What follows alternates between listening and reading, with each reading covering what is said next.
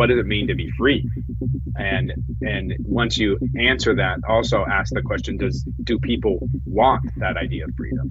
Do they want that traditional idea of freedom, which is the freedom to choose the good, the freedom to not be coerced into behaving in a way that's violative of your deeply held of beliefs?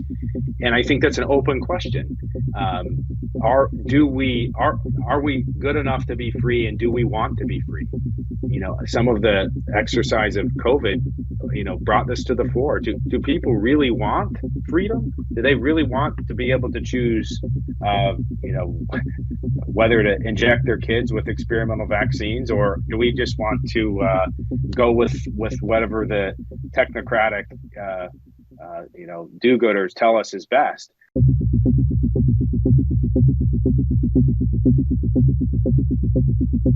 Welcome to another episode of Counterculture, the show that stands at the intersection of reason and faith in the battle against sentimentality and preservation of Western civilization. On this episode, we're going to explore a big question. Can post-Christian America exist as a free society? Further, how does the answer to that big question impact how we answer smaller questions about our politics and culture, like how should pro-life candidates discuss abortion in post-Dobbs America? How should we address Catholic clergy who promote political views that run contrary to church teaching? How should faithful Americans provide witness to government abuses of the faithful, such as the FBI's raid of pro-life activist Mark Houck's home in rural Pennsylvania? To help us consider the implications of America's increasing secularization, we're joined by Brian Burch, president of CatholicVote.org, a national nonprofit organization whose mission is to inspire every Catholic in America to live out the truths of our faith in public life. But before we get to that big question and the associated smaller questions, we first need to establish the veracity of the premise. There is substantial survey data to buttress the claim fewer Americans are religious. Belief in God is on the decline, as is church attendance, to cite but two examples. But I want to start with something Chicago Archbishop Cardinal Francis George said more than a decade ago about these trends. I'm quoting him. He said, "I expect to die in bed. My successor will die in prison, and his successor will die a martyr in the public square. His successor will pick up the shards of a ruined society and slowly help rebuild civilization, as the church has done so often in human history." So where do we stand? Let's get right to it with CatholicVote.org President Brian Burch. Brian, thanks for joining us. Thanks for having me, Dan. Good to be with you. So, the Cardinal George quote there is interpreted as a commentary on the secularization of America that was increasing, before his death more than a decade ago when he made that statement. So, how are we to understand that increasing secularization, fast forwarding more than a decade from when Cardinal George uttered those words? Well, I'm glad you read the end of Cardinal George's quote, because often he's quoted about dying in bed and his successor dying in prison, and the assumption being that the church was on its way out and that he was maybe one of the last of a generation or of a historical institution that has shaped a civilization. And in fact, that is not true, and is not true, and certainly will not be true, provided that we don't find some way to, I suppose, transcend humanity itself into some, AI-driven metaverse where we exist in some, fascinating Apple, Facebook, Zuckerberg world. But the bigger question you seem to be asking is where are we at? I think Right. Cardinal George properly saw that we are in an age of decline. And I think anyone paying attention can recognize that, and things certainly haven't necessarily turned for the better since he died. I do think, though, there is a growing recognition, at least, that there is something fundamentally problematic about the trajectory of our civilization. Not simply that we need to tweak the at the margins, say the levers of tax policy or some sort of deregulation, and that if we just increase at the margins the free market, that everyone will be fine again. I think you see this conversation occurring on the right, including journals like American Greatness, where there's this rethinking of some of the presumptions about what has gone wrong, and a deeper dive into the ways in which politics can help solve some of these problems.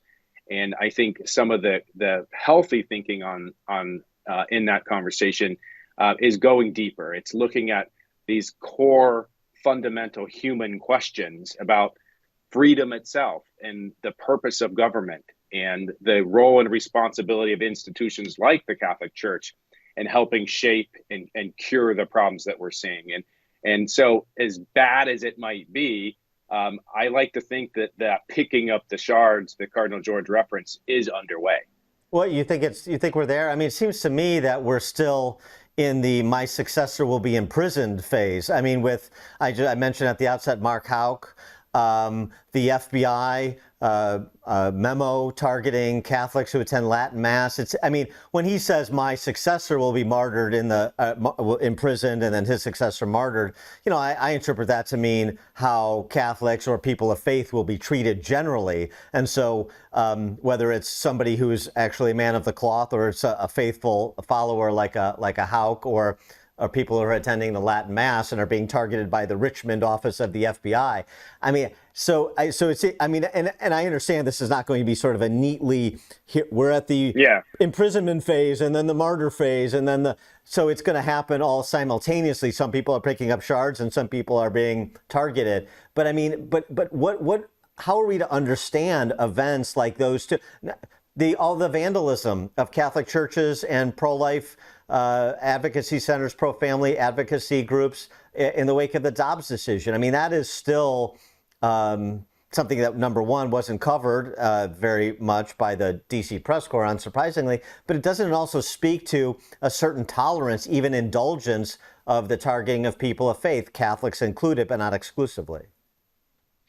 Well, you're right. This isn't going to be some neatly fit phase. We're in phase 2, and as soon as that's done, we go to phase 3. In order to get to phase 3, there has to be some shards. And the shards, as you suggest, are what we're seeing. We're seeing this weaponization of the government against people of faith, against politically ideological opponents, frankly, whether it's parents at school board meetings, whether it's Catholics who attend the Latin Mass, or anyone, frankly, that chooses to hold a different opinion from this administration is now come under the purview of the Department of Justice, and the tools of the most powerful government agencies are being used to silence and target them. Mark Houck is a perfect example of this. Well, and even sorry to interrupt, but even a decade earlier, I mean, just the continuum we've been on, a decade earlier when it was the IRS targeting pro-life and religious groups based on their beliefs in terms of whether or not they would be granted or denied tax-exempt status for their organizations. Absolutely. Again, this is not some emerging new trend that we're finally able to recognize. This is we've been in a period of decline where left-wing institutions, now often in corporate America, are now in partnership with the government and are seeking to remake society. And I think this is where a group like Catholic Vote, I think, finds its relevance, is that we're not just a sectarian organization or interest group that has particular social views on issues and we're trying to impose those on the rest of the country. This is where the deep, fundamental, I think, unease that we all sense is going on needs to be answered, not just by some political or politician or even some policy answer. They need to be answered by institutions that have been under attack for, frankly, a century or more. Institutions like the church, or certainly the institutions that the church holds are foundational to society, such as the family, obviously organized religion in general, the idea of a mother and father, the things that anchor our idea of freedom. Because really what you're pointing to is we are losing any real sense of what it means to be free. And to be free for the Catholic Church is not to simply pray, pay, and obey, as we're often accused of, but to behave in a way that corresponds with our fundamental nature as human persons. What does it mean to be human? What does it mean to be happy? What does it mean to be free, to live in such a way that corresponds with our deepest longings? And I think one of the problems we have here is we've seen this all-out assault on the institutions that anchor freedom, that help define what it means to be free. Is that why you haven't seen maybe the revolt you would expect against the sort of persecutions that I was describing and you were describing? That you haven't seen a rallying around the church and a real public pushback? I mean, individuals in particular groups, sure, but maybe not at the level that you would expect because of the disintegration of these foundational institutions like family? I don't know if that's true. I don't think we haven't seen this, widespread uprising, but I think we are going to see that issue play itself out in next year's election, and I think that will be top of mind for some people. You saw a Rasmussen survey. Well, but you have seen an increasing secularization. So you've had people, instead of saying, this is the time where I have to get back involved in the church, even if I was gone, this is the time where you should see increasing participation in the church. And I'm not just limiting it to the Catholic Church either, into houses of worship, into organizations. It should be an interfaith revolt, right? To protect, because I understand if somebody else's freedom of religion is violated, then I could be next.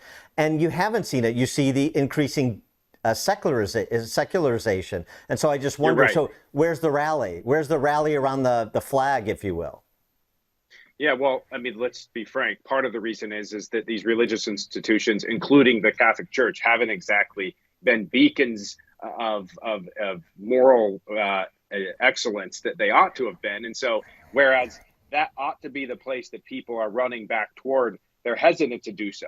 And certainly they're searching for something, and there's all sorts of solutions, on offer out there. But mainline Protestant churches certainly are essentially all but defunct. The Catholic Church has had its own issues, but it's coming out of that. But yeah, I think, is this something that I'm predicting might happen or going to happen? It may take decades, but if it's true, Dan, that this deeper longing that we have is not satisfied by the cheap materialist consumerist kind of political gamesmanship that's being offered in some ways by both the Democratic Party and the establishment Republican Party, where is it that society is going to land? Where are people going to ultimately land? And this idea that, well, the days of religion and kind of the answers that faith provided people are no longer sufficient. We're going to find something else. I dismiss that idea. I think we're going to have to find our way back, and we're going to have to find our way back to the things that have been true, not just in recent history, but for all of the history of man, and the places where our ultimate longings are answered. And it's going to be up to, free people, particularly Catholics, in my opinion, to present that case, to make the offer that this is something that is an answer and an antidote to all the things that are frustrating.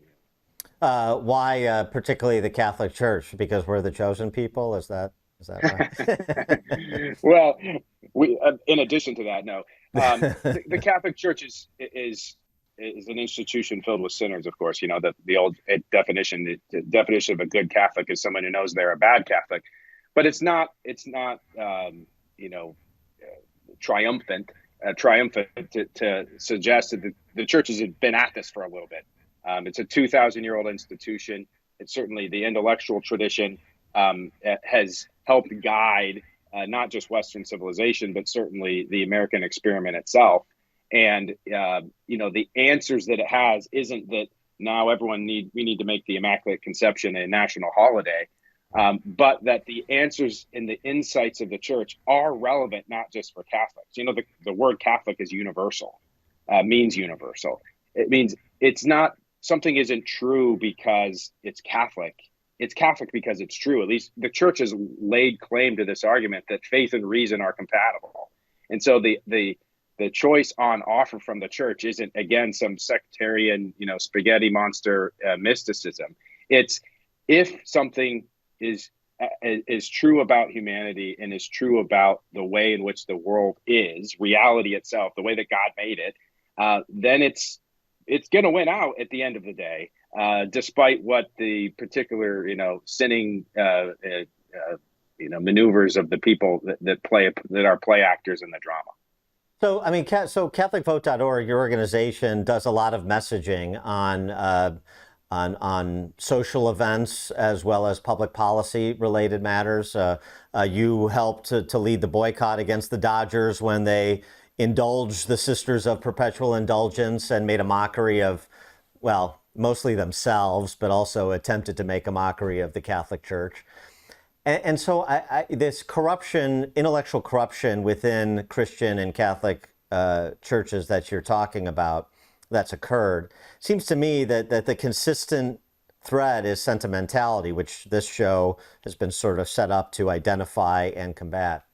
And how do you message to congregants, regardless of their particular denomination, who think that it's a good, and we're seeing this all over the place, we think that's a good idea to have, drag queen story hour on the altar, a good idea to have cultural institutions like a professional sports franchise honor the Sisters of Perpetual Indulgence because, yeah, maybe they're a little boisterous and garish, but they do such good work in the community, right? I mean, you've heard these arguments. How do you message against that? Those are sentimental arguments like, I want to be a tolerant person, I want to be an inclusive person, and even if I find this a bit excessive or these people a bit challenged, that, we still don't want to ostracize or ridicule. I guess we want to be on the side of ostracizing and ridiculing, even, the irony is lost on them.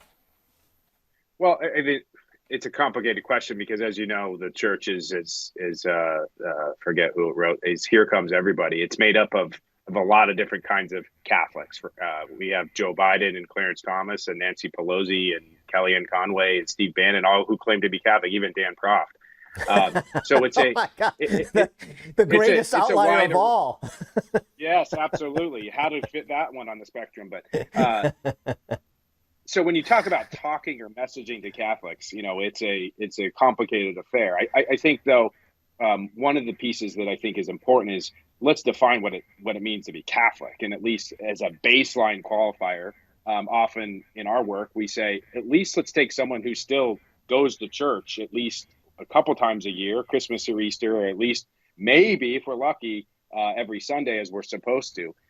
So for us, that is the most meaningful part of the Catholics that we're trying to motivate. These are people for which we would argue that their conscience is still active. They feel this desire to live some spiritual life. They go to church. They ideally pray in some way, and that's not the majority of Catholics, frankly, anymore. Unfortunately, the largest majority of Catholics are people who are fallen away or no longer practicing. But in terms of the Catholics that can make a difference, that are worth talking to and helping build coalitions with to try to go and do things, I think the old way was to talk to them kind of from a authoritarian perspective. This is what the church teaches. This is church dogma. It's time to be obedient. I don't think that's sufficient anymore. I think people are looking for what I think the church has offered in the past, and has been neglected in part because of kind of a sense that Catholics are just kind of practiced by default because of the cultural kind of structures in which Catholicism grew up in America. But people are looking for a more stimulating and more broader explanation of why it is that these things matter. Why does it matter, for example, that a bunch of sexual deviants dressing up as nuns shouldn't be celebrated on the field of a Major League Baseball team? You're right. We did mount that campaign. We spent $1 million of advertising money. It actually led, by the way, and I haven't really talked about this publicly because I promised them that we would keep things confidential. It led to a private meeting with the Dodgers executives. I sat down in the Walter O'Malley's office, the former, God rest him, Catholic owner of the Dodgers, overlooking the field. And we spent an hour and a half arguing and talking through this. And without betraying what I did promise, I will say that I can assure your listeners that a spectacle like that is not going to happen again. and that they were What was your sympathetic what, to, what was your main argument? What would Vin Scully say? yeah, Vin Scully or Tommy Lasorda or Yeah, right. the train of Catholics. Vin Scully, again, now deceased, but a long time, very devout Catholic who is an icon of the Dodgers organization. The argument we use, and it kind of relates to your last question, was not one of Catholic dogma and authority. It was one of, we adopted a lot of the framing of the left is corporations ought to be sources of inclusivity and unity. And this action on their part was a source of division, is the way we framed it. And in fact, I joked with him. I said, your Dodger blue is increasingly being perceived as Democrat hard left blue. And of all institutions, a baseball team that, that we've been, at least call America's pastime, ought to be a place where politics is set aside and we can go to a ball game and we can cheer sitting Democrat, Republican, it doesn't matter. And you've introduced into this whole kind of political division that's ripping apart the country. And why would you want to contribute to that? That you as a corporation should be contributing to bringing America together. And they agreed 100%. Magic Johnson's representative was in the meeting. The vice president of the Dodgers was in the meeting. I was actually happy and grateful that they would sit there, listen, talk with us. They obviously recognize the threat to their brand and to baseball, and that they wanted to tamp things down. And certainly we made some demands, some of which they wouldn't agree to. But I think that effort is an example of Catholic people, and it wasn't just Catholic people, it was Christian people across the country saying, wait a minute, enough is enough. I know we're getting pushed around in all sorts of areas and FBI is raiding our homes. But at some point we say, no, we're not going to tolerate this anymore. Did we stop them? Well, what did they do? An hour before the game with nobody in the stadium, they trotted them out for 10 minutes and hushed them away to make sure that it was and then there's been other appearances of the Sisters of Perpetual Indulgence that have been canceled as a result of that effort. So small victory, yes. Is it going to fundamentally change? No, but it does awaken in people what I think is the threat here posed by this aggressive progressive left that sees religion as the enemy of freedom. It sees religious people as this backwards,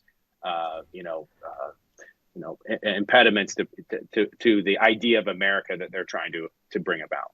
But just sticking on that example for a minute, the Sisters of Perpetual Indulgence and the Dodgers, the response from Catholic clergy was interesting.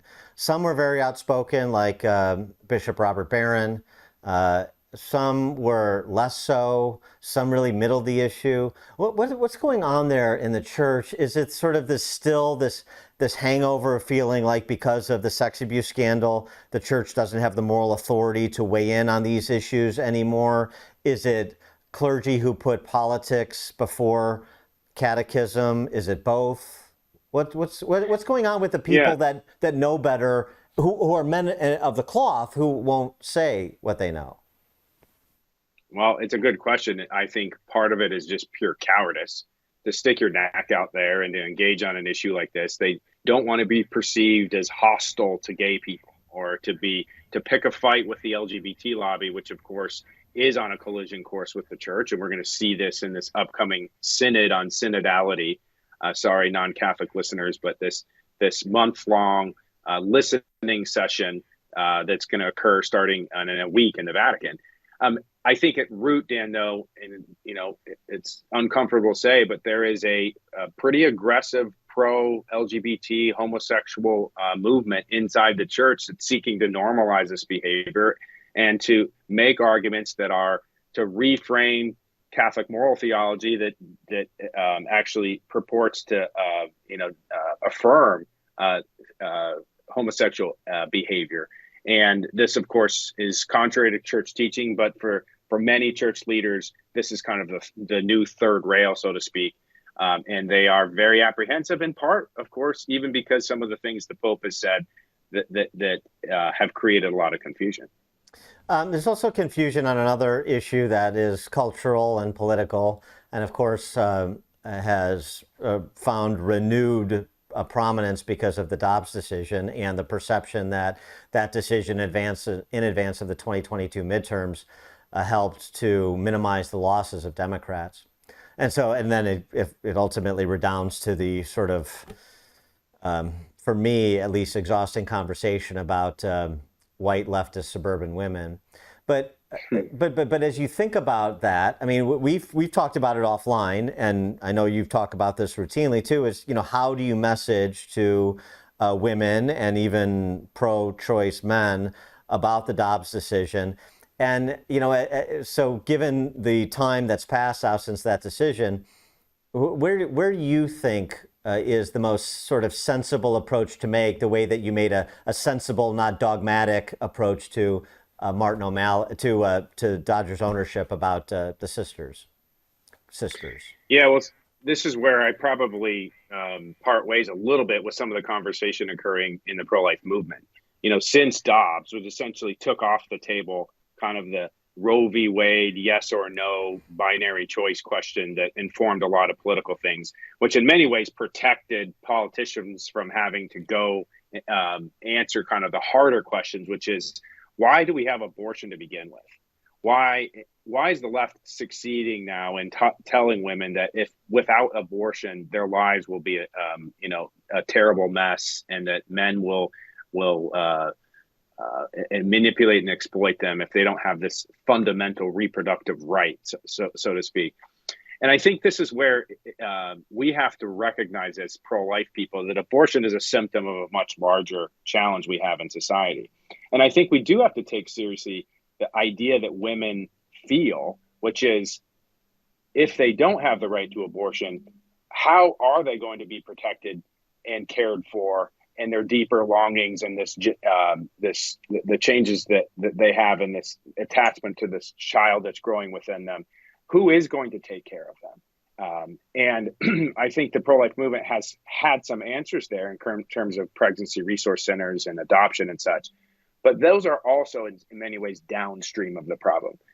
Women are regularly, of course,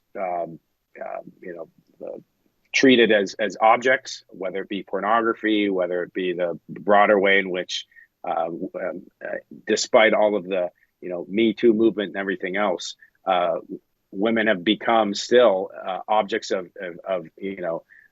sexual playthings of men. And in so many ways, the abortion is man's best friend.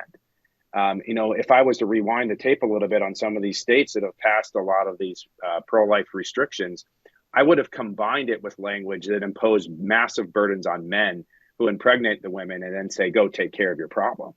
And abortion is occurring in the context of this larger challenge we have about the relations between men and women, and how women who are have this unbelievable gift of nurturing the next generation inside their own bodies, who's going to take care of them, and who's going to affirm them, and who's going to protect them.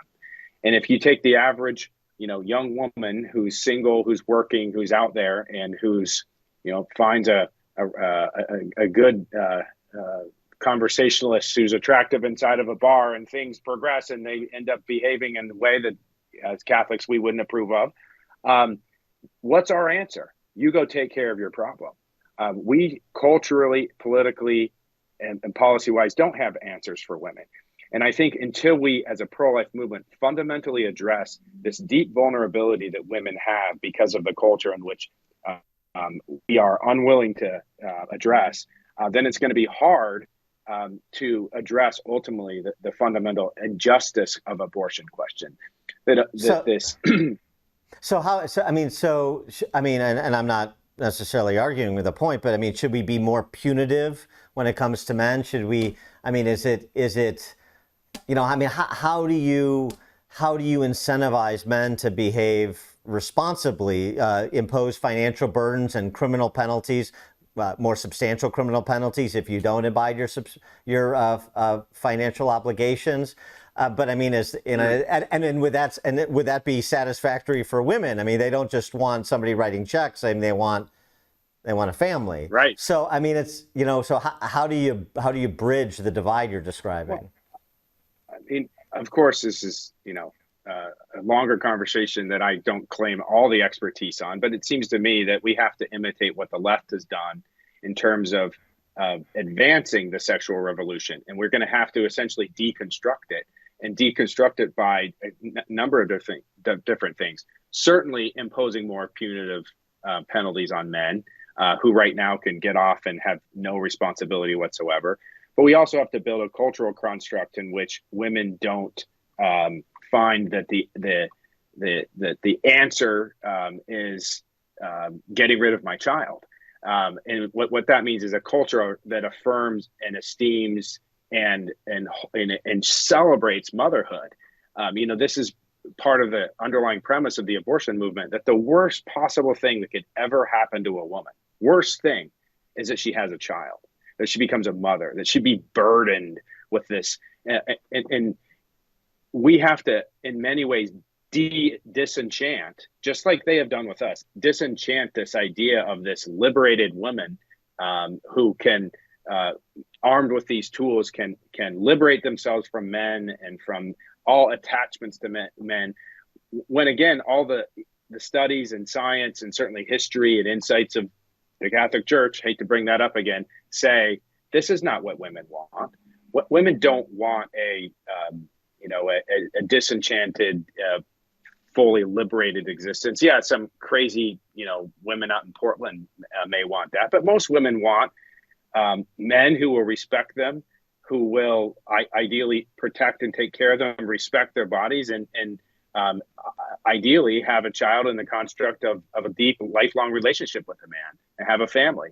And I think our side needs to work at, whether it's through academia, through media campaigns, or through, I think media campaigns is a big piece of this, of deconstructing kind of the aura of this liberated idea where that abortion fits in, that somehow this is some deeply satisfying answer to women's deepest longings. In fact, it's just simply not true. Yeah, Tucker Carlson recently said that abortion is a spiritual war, not a political one. But the problem with that formulation is that we have a less and less spiritual people in America. So it's ultimately going to be a political one, whether you want it to be one or not, because it's being settled not just in state legislatures and in ballot boxes, but it's just in terms of the nature of the composition of the culture and what is animating people's votes and animating their behavior. Fewer and fewer, it's respect for faith tradition. Yeah, so you're right, and I think it's partly true that it is going to be a political one. Well, I think we need to adopt some of the premises that the other side is using and turn them on their face. There is no better tool for the patriarchy, by the way, than abortion. Right. The patriarchy, this idea that men are in control of civilization and control women because of their strength and all the various, identity politics. Abortion is one of the single most important tools to maintain the patriarchy. And you and I being men, if we, jettisoned all our morals, it would be a nice tool to have, to live recklessly and take advantage of women as we wish. The other piece of it being is that, you have this toxic masculinity or the identity politics. All of these things are essentially, the pro-life case is bolstered, I think, by situating abortion in the context of these things that are being taught in universities and foisted through the media, to say, well, actually, if we do want to fix the problem of toxic masculinity and the patriarchy and men's dominance over women, why are we giving them this essentially get out of jail card and allowing men to take advantage of women in the way that we are? So take their premises and turn them in a way that I think points to the truth behind this. Well, one of the other ways too, it seems to me, is so women are victim of the patriarchy, right? They're victims, they're a marginalized class.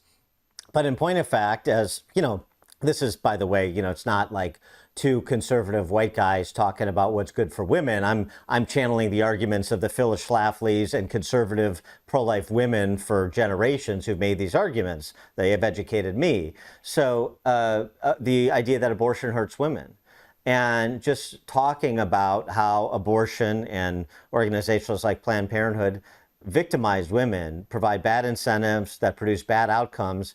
And women don't want to be shamed, and they don't want to be embarrassed, and they don't want to be castigated. And I understand that. Nobody's looking to imprison or be morally indignant about a woman who made a decision with which I would disagree. But the idea that it hurts women physiologically, mentally, is that a way to turn the who's really victimizing women argument on its head? I think so. And there's some recent data on this that just came out from the Charlotte Lozier Institute, things that we've cited regularly, the media regularly ignores. According to their data, I believe it was 60 to 70% of all abortions are either involuntary, coerced, or unwanted. And what that means is, it doesn't mean that a woman goes in and has an abortion and that in all these circumstances that they somehow were forced to have it. It means if they were given the chance to decide differently, or given options, or someone, by the way, and there's real data on this, someone said, you don't need to do this. There is another option, that they would prefer to have kept their child. So this idea that we have this huge mountain to climb because all these women are just radical pro-abortion, I think is actually wrong. I think the vast majority of abortions are occurring, and women deeply regret this. And how could you not? To undergo a procedure that destroys the most unbelievable thing that humanity is capable of, which is growing and nurturing another human life inside of your own body. And so you're right. It's not just, two white Catholic guys, addressing the problem that women are having. It's women themselves tell us time and time again that this answer is not sufficient. If this is all we got and this is all society's going to give us, we're going to cling to it. But you got to come up with something better. And I think it's up to, people of faith and pro-life people and people that want to build a decent society that to come up with solutions and ways in which the answer isn't simply to kill children so that we can live as we please. Let me ask you another question about the messaging on this. And this is, this suggestion will be met with fierce opposition in a lot of pro-life quarters, I know. But I mean, it's just a conversation in terms of strategy and tactics on messaging, because we understand this is partly a political challenge that's presenting itself. And that is, what if we turned another premise of the radical left that drives so much of this, the Planned Parenthood acolytes? What if we turn another one of their premises on its head? Safe, legal, and rare. Those were the signs for 50 years at the pro-abortion rallies and so on and so forth. What if we really challenge that by saying, well, right, because now this is a matter for the states.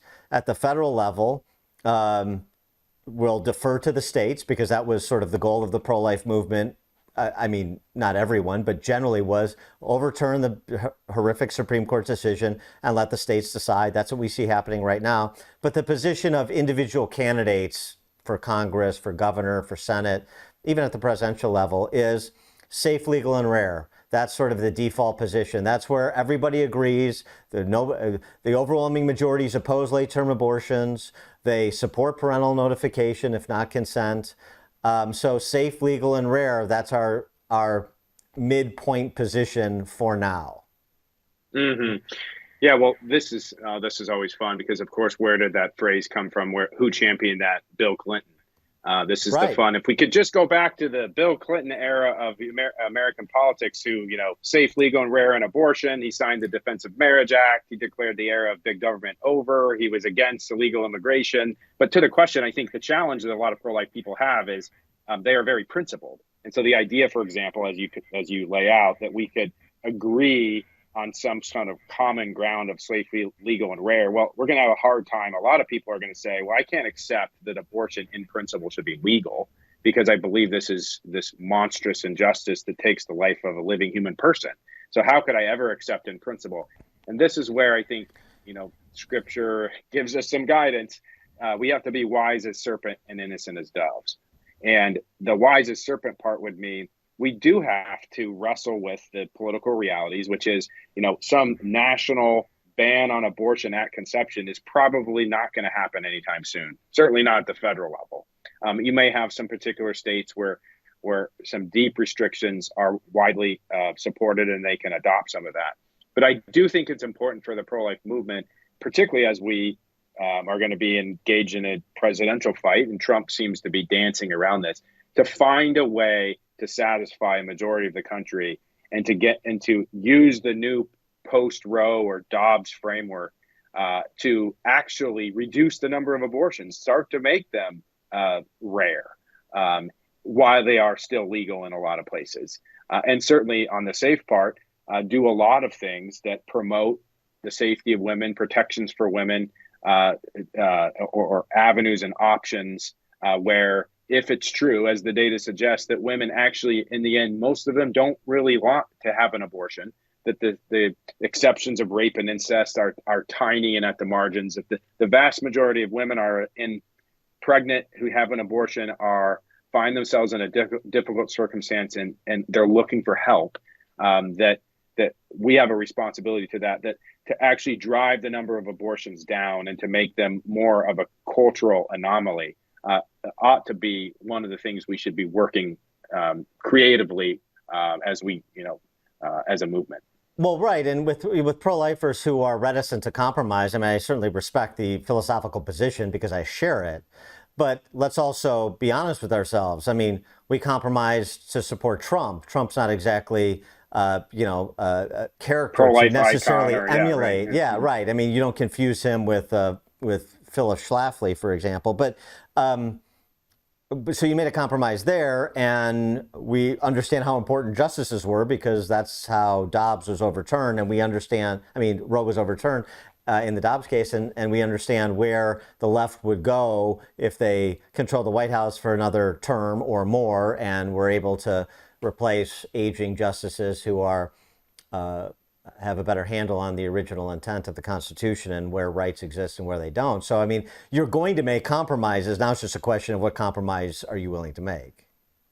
Yeah, the trouble is the compromise conversation often occurs at the federal level where there's no meaningful or opportunity to pass some sort of comprehensive restriction on abortion, and so But you can do over the top messaging along the lines that we're theorizing, and then how things play themselves out in Missouri versus how things play themselves out in Wisconsin are two different things, and that's for the locals to figure.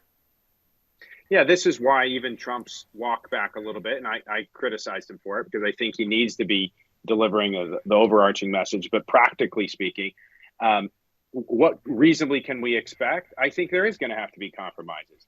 The next Republican president, hopefully that's a pro-life one, they need to certainly insist on some basics like no more taxpayer funding of Planned Parenthood.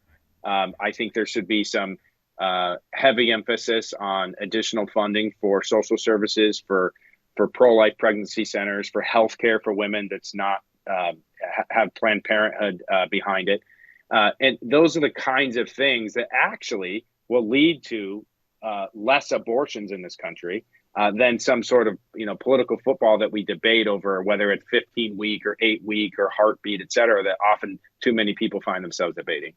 What about the schools? What about K through 12 education and the advance of school choice? We saw a recent victory in North Carolina against the wishes of the Democrat governor there.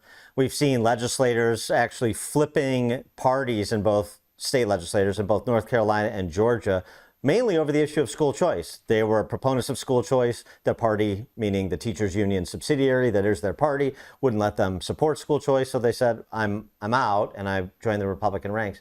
How important is the advance of school choice in a restoration of spirituality, in a advance of the reconstitution of the family, and then, of course, these policy outcomes we've just been discussing? I mean, you can make the argument that there is no bigger issue than this. All of the cultural problems and issues we've talked about even on the show originate somewhere, and they originate because there are either substitutes for the family in the form of government agencies or public school systems that operate as daycare centers and kitchen tables, et cetera, for families. But more importantly, the idea of an education isn't just about learning some math facts. It's also about learning fundamental truths about what it means to be human, and including religion. In the church, the Catholic Church of all institutions, with the largest number of private schools in the country, this ought to be their number one issue. And obviously, it's not just good policy, it's good politics as well. Overwhelming number of minorities where school choice has been put into place recognize this has been, a life-changing opportunity for their families. And I think, and I've been at this for a long time as you have, I'm actually extremely encouraged by what we're seeing. We're seeing state by state by state, not just passing some kind of voucher law at the margins for people, at 300% below the poverty level, but full ESAs, education savings accounts. And I think a lot of people forget what that means. I have family in Arizona. They get $7,500 per kid. They go into the state portal. There's their private school. There's their ballet lessons. There's their Apple computer. They just allot the money, transfer the money they're allotted per kid, including homeschoolers, by the way. And those expenses are paid for. And so what does that mean? It means if you desire to raise your child in a faith environment, to educate them freely, apart from all the dictates of this kind of woke education industrial complex, then you can do so, and you can nurture your kids and gird them for the world that they're going to enter, where we don't have to kind of play defense the entire time, where we're going to public school meetings, getting arrested because we're asking to see the curriculum. A lot of people, myself included, are quick to point out, well, school choice is great, but that doesn't mean that every private school or Catholic school, denominational school, isn't subject to the same pressures as the government school systems. And many of the worst ideas and the worst curriculums and the worst abuses are coming from very high-end private schools that drive, in some respects, what happens in the government schools. We've seen this at schools like the Brearley School in New York. I mean, these schools and boarding schools that are $50,000 and $60,000 a year. So just being private or just being denominational is at the end of the discussion. It's the beginning. But it seems to me the advantage of dealing with the problem of Marxist influence in the school, it's easier in the private schools because you have a population that is more inclined to being religious. And so you have, to me, it seems like at least more resources, more potential resources, parents that are willing to stand up because they're making this choice. They're paying twice. They are sending their kids to the school for a particular reason. Those that are on scholarship are paying twice, but regardless, they're making the decision to send their kids for a specific reason. It usually has at least something to do with character formation. And at least you have a population you can motivate against a few teachers or a few school board members or even a rogue principal at a Catholic school. Is that your way of addressing what happens when a Catholic school is taken over by the left? Well, there's no doubt, especially the older, more elite Catholic institutions, we could name them, have totally sold themselves, and in many ways aren't anything that resembles what I would call an authentic Catholic education. But what we're really talking about here with school choice is at the elementary and high school level. And the significant thing is not just whether these institutions are filled with families who want to live a particular way and they can leverage those numbers to shape that school, but they can go start another school. And I think, and I use the example of Arizona, I'll tell you what's happening. There's new schools popping up all over. We've lived through an era where to start a new school, a lot of heroic families have done this, and we've seen some schools pop up. But they had to find the money, find the families willing to pay the tuition, and it was a very difficult exercise. You take the funding question off the table, it's really a debate over what kinds of schools are going to succeed. And in the Catholic world, for example, we have these things called the Chesterton Academies. I think there's 15 or 17 new Chesterton Academies starting in the next year. That's just 1 year. These are new schools, in part because people are fleeing the public schools coming out of COVID, et cetera. They're also, by the way, frustrated with a lot of the diocesan and traditional Catholic institutions that they believe have lost their, you know, their Catholicity, and they've sold themselves to the Marxist drivel as well. So I think it's competition. I think it's the ability of families to pick and choose what's best for their kids, and I think their market will meet that when you take the funding question off the table. So let's go back to where we started, which is this idea of whether or not America can be a free society if it's a strictly secular society. This is not to say, you know, some sort of theocracy, meaning a religious people. The John Adams quote, this, you know, a free and moral people. That's what this country was founded to be, and it will only remain free if we have a moral people. And so where, you know, after all this discussion about where things stand and these spiritual battles that are playing out in the political arena, what's your answer to that question? Can America be free if she is no longer Christian? Well, I think you have to answer that by asking a qualifier, which is, what does it mean to be free? And once you answer that, also ask the question, do people want that idea of freedom?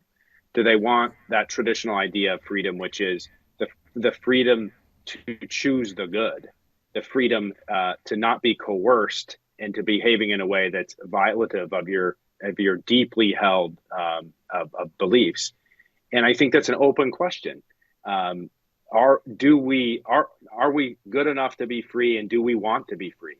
You know, some of the exercise of COVID, you know, brought this to the fore. Do people really want freedom? Do they really want to be able to choose, you know, whether to inject their kids with experimental vaccines, or do we just want to go with whatever the technocratic, you know, do-gooders tell us is best?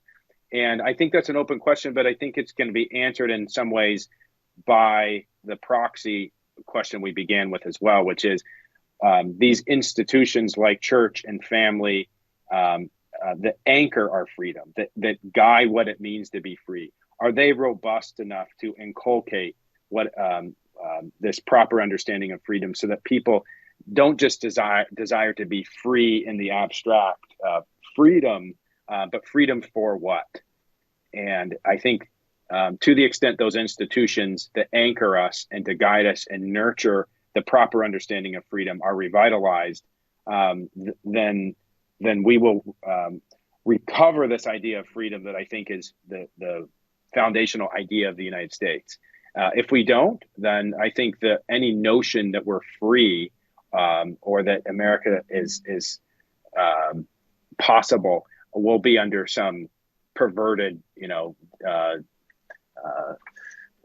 I would say, you know, facade we call freedom, but it's certainly empty. The difference between libertinism and liberty, right? You're just, it's just I'm free to sort of indulge myself. I'm men without chest kind of freedom. Yeah, rather than license, as you say, right? Rather than you say, I'm free to choose the good, but that from deeply held beliefs. But of course, that presupposes deeply held beliefs, and that's so it becomes a bit of a chicken and egg argument. So, what are the institutions that confer deeply held beliefs, that extend the traditions, that require responsible behavior and restraint on institutions like government? Right. It's this paradoxical idea that we desire to be free, but we want to be free in a way that actually restrains, meaning there's nothing comforting about living in a world where anything goes, where there is no limits to anything. I know this is kind of the debate occurring on the right, that we do have to recover and have some shared consensus on what it means to be free, and a kind of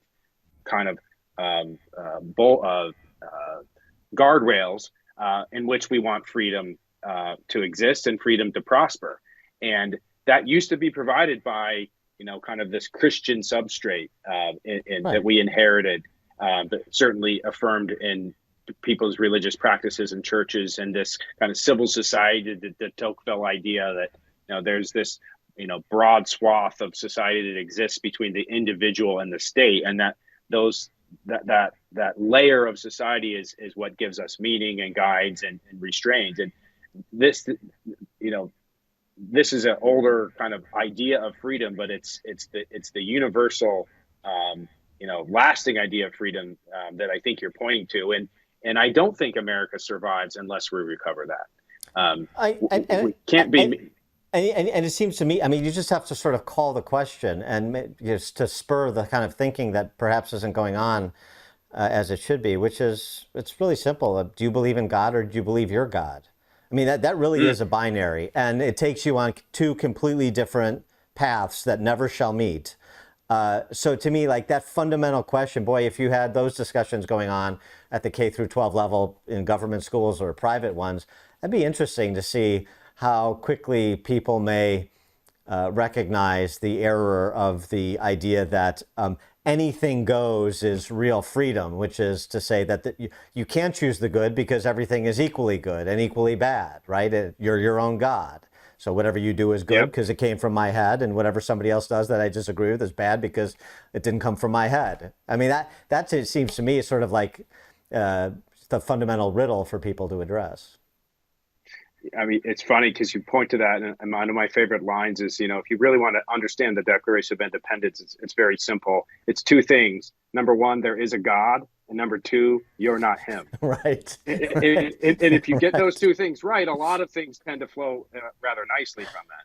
Elegant in its simplicity, the founders. Brian Burch, president of Catholic Vote, catholicvote.org.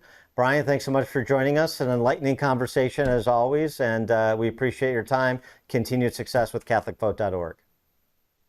Thanks, Dan. Happy shard picking up. Yes, thank you.